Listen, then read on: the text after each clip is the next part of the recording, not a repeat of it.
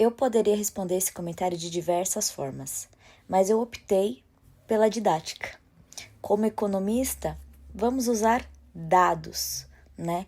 O que realmente aconteceu e não narrativas, que é o que a galera da esquerda utiliza para mudar a história, né? Eles contam a história de uma forma totalmente equivocada.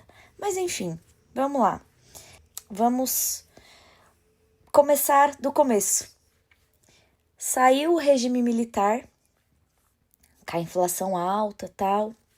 Passou um ou outro presidente, veio o FHC enquanto ministro, Plano Real. Deu bom. Começamos aí, 1-1 em 1994, tá? Com o início do Plano Real, o salário mínimo era na casa dos R$ 70. $70, 1-1, certo? Passaram-se 8 anos de FHC e aí teve Lula 1, Lula 2, Dilma 1, Dilma 2. Aí ela sofreu impeachment, certo? Por que ela sofreu impeachment? Vocês lembram? Ou seja, 8 anos de Lula, 6 anos de Dilma. Total, 14 anos de PT. Como que estava o Brasil quando o Lula começou e como que estava o Brasil quando a Dilma saiu? Vamos recordar?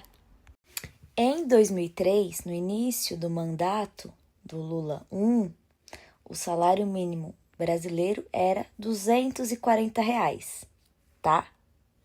Beleza. Isso em dólar dava basicamente os mesmos $70, porque na época $1 já valia R$ 3,40, mais ou menos. Para facilitar, vamos lá, 14 anos de PT, quanto que era o salário mínimo em 2016, quando a Dilma saiu do poder? R$ 880, ok? E a taxa Selic bateu 14% ao ano. Eu lembro de algumas pessoas falarem, não, tá bom para investir no tesouro, fazendo super propaganda na TV. A mídia naquela época já estava, né? Enfim. E o que significa uma taxa Selic alta para a população? É uma forma do Banco Central ajudar a reduzir a inflação. O que é a inflação? O aumento dos preços, né? A perda do poder de compra da população. Então, você compra menos com o mesmo valor. Então, basicamente, o que você consegue comprar com R$ 100 hoje? É diferente do que você comprava com R$ 100. E aí, por isso que eu estou falando sobre o avanço do real, do salário mínimo. Porém, estou comparando com o dólar. Você já vai entender, calma. E vale lembrar que a Dilma foi impeachmentada por conta de pedaladas fiscais. O que é isso? É quando você tenta burlar a lei de orçamentária lá, porque você tá gastando mais do que você pode. Veja só, né? O que acontece com você se você gastar mais do que você ganha? Seu nome vai para o SPC? Você vai ficar devendo? Não vai dar bom, né? Você vai perder crédito. O juro para você vai ficar mais alto. Para um governo é praticamente a mesma coisa. Só que o dinheiro não é deles, entendeu? Então, tipo assim, eles não estão muito preocupados. Aí ela falou assim... Aí a galera falou, vai sair daí, minha filha, que não dá, não. Não dá, sem condições. Enfim, caiu. Aí veio o Temer 2 anos, ok? Ok. Aí até que ele fez um trabalho bacana. Entrou o Bozo, que nem o rapaz falou. 2019, bonitinho, a Selic foi para 2%. Foi um momento assim que tava compensando até investir na poupança. Veio a pandemia que pegou o mundo inteiro. Teve a guerra entre a Rússia e a Ucrânia, onde o fertilizante que o agronegócio brasileiro utiliza é russo. A gente é muito dependente, né? Então, tinha isso aí também, certo? Certo. Aí, nesse cenário, outros poderes começaram a interferir no que podia ser feito, o que podia ser feito. Começaram a distorcer muita coisa. Mas, contra fatos não há argumentos, pequeno gafanhoto. Qual que é o fato? Quando ele saiu, ele deixou em caixa, no azul, olha aí, 54 bilhões de reais. Tá? Ok. E hoje, no terceiro ano do terceiro mandato, o Lula da Silva tá devendo. Então vamos lá. Lembra, tinham 16 anos e agora mais 3, 19 anos. Então você quer me dizer que em 4 anos, com todos esses problemas que ele teve no mundo, ele deixou em caixa dinheiro, ele reduziu a Selic, ele aumentou bem o salário dos professores, ele reduziu pra caraca impostos, e quando você reduz impostos, tem uma mágica chamada curva de Laffer, depois você dá uma pesquisada, que você aumenta a arrecadação, porque quando você diminui impostos, sobra dinheiro no bolso da pessoa. Então a pessoa pode gastar em outros lugares, que ela também vai pagar imposto. Menos, mas vai. Então você faz a economia aquecer, ela melhora. Ele reduziu os gastos do governo, não tinha viagem de luxo, não tinha tudo isso que a gente vê hoje, né? E aí, nesse último mandato, o que ele tem feito? Tá devendo, aumentou vários impostos, criou novos. O gasto é assim, fora do comum. Ah, sem falar dos escândalos, né? Que nesses quase 20 anos, esse é o 20º. Se você botar lá, você termina com lão, Mensa, Petro, teve um negócio lá do sítio que não era, e agora que foi descondenado, ele tá tentando receber o dinheiro que tinham tirado dele. Então, tipo assim, você rouba, aí pega um dinheiro da população, né, de volta. Aí você é descondenado pra te colocarem no presidência. E aí você fala, bom, então me devolve aí, né? Não fui eu que roubei, mas me devolve aí. Ah, também tem o caso do INSS. Você sabe que tem a ver com o sindicato, né? O filho dele e tal. Você não vai se aposentar, você sabe, né? Então, tá nem aí pro brasileiro.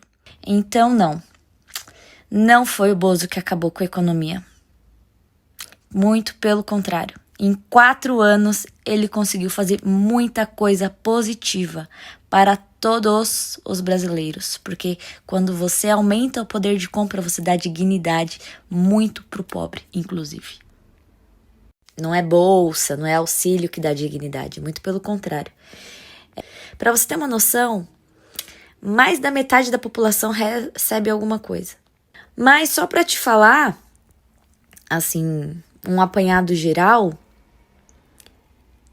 que quanto mais pessoas precisam de um auxílio, pior tá o cenário econômico. E a gente tá batendo recorde.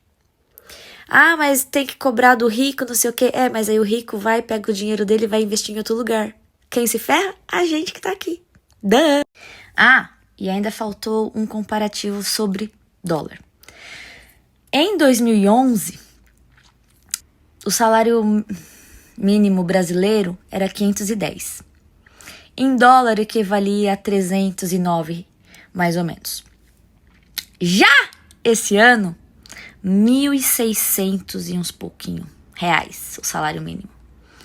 Em dólar dá menos de 300. Ou seja, o salário mínimo nesses últimos 15 anos, ele piorou comparando com a moeda internacional, a mais forte, a referência do mundo.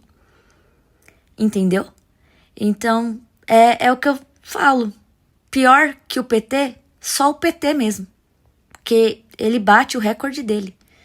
Não se baseia pelo que você escuta, se baseia pelo número. A matemática, ela é exata, não tem para onde você correr, né? Não tem o que você inventar. Só que tem uma galera que conta o que eles querem que você acredite. E como eles sabem que você não vai atrás da informação, aparece um comentário desse. Mas não é sua culpa. Um pouquinho, né? Porque você podia ter pesquisado.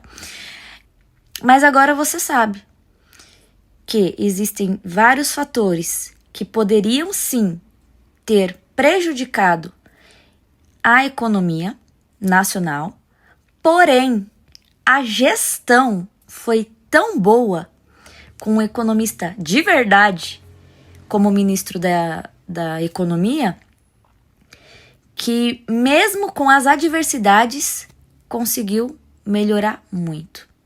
Porém, já tá tudo por água abaixo, de novo. E sobre a manifestação, você sabia que dentro da lei você pode se manifestar pelo que você quiser? A gente vê manifestação até pela legalização de drogas. Pois é, você pode fazer isso. Assim como essa galera tava com muito medo do que poderia acontecer e aconteceu. A diferença é que, como foi a direita que se manifestou, a direita foi presa. Há históricos da esquerda depredando patrimônio público e privado ao longo da história. Então, e o que aconteceu com essa galera? Um deles é ministro, inclusive. Entendeu? Então não é bem assim. Ou seja, essa galera que tava lá, as velhinhas, com Bíblia debaixo do braço, família com criança, elas são vítimas do sistema. Esse que você defende, ele foi anistiado. A outra presidente, ela pegava em armas e ela assaltava banco no regime militar. E eles foram anistiados. E olha que eles fizeram coisas bem feias, diferente dessa galera que estava exercendo o seu direito. Eu agradeço o seu comentário, porque foi uma forma de eu poder trazer aqui tanta informação que muita gente, eu tenho certeza que estava enganado também. E aí é aquela coisa, né? Pau que dá em Chico tem que dar em Francisco.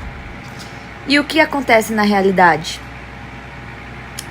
Criminosos de verdade, condenados por crimes contra outras pessoas, enfim, livres.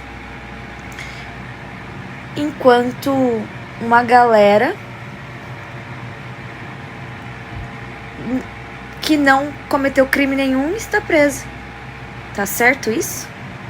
Que tipo de país que prende os seus opositores? Que tipo de país que tem 2 pesos e 2 medidas? Você entende? Então, você pode não gostar do Bolsonaro, é o seu direito. Só que você precisa pôr na balança. E assim, é muito fácil saber se você está sendo hipócrita ou não. Por exemplo, você defende que todo mundo tenha o direito de falar e expressar a sua opinião? Ou só quem concorda com você? Isso aí é um ponto. Você acha que todas as pessoas têm que seguir a lei? Ou só quem você não gosta? Você acha que corrupção é errado?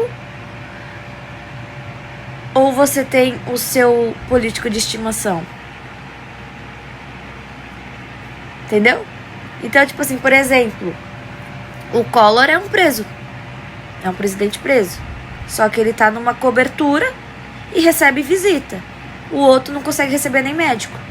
Tá certo?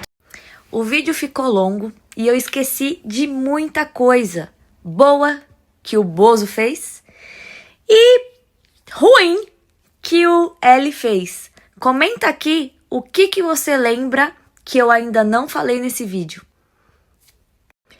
Vamos ajudar o pessoal a descobrir que o que eles estão consumindo na internet tá mantendo eles num lugar não bom, que é a ignorância. E eu falo isso com muito carinho, tá?